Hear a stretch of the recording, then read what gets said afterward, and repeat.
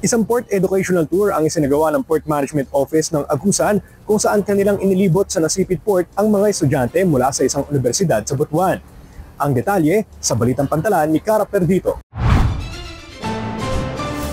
Sa ilalim ng pangangasiwa ng Port Management Agusan, Port Services, Administrative at Port Police Divisions, katuwang ang Global Port Agusan Terminal Incorporated, 14 na mga estudyante ng Industrial Engineering mula sa Father Saturnino Urias University o FSUU ang nagtipon-tipon sa Nasipit Port para sa isang educational tour.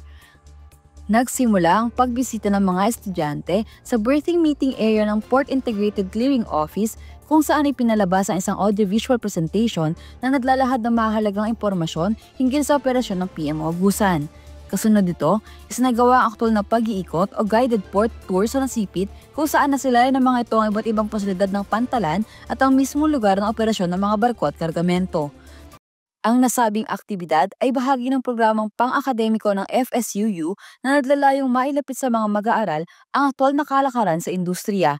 Isa sa mga kinakailangan ng programa ang pagbisita sa mga pabrika, research institutions at iba't ibang sektor upang higit na maunawaan ang mga proseso at sistemang kaugnay ng kanilang napiling propesyon. Cara Perdito para sa PPA TV.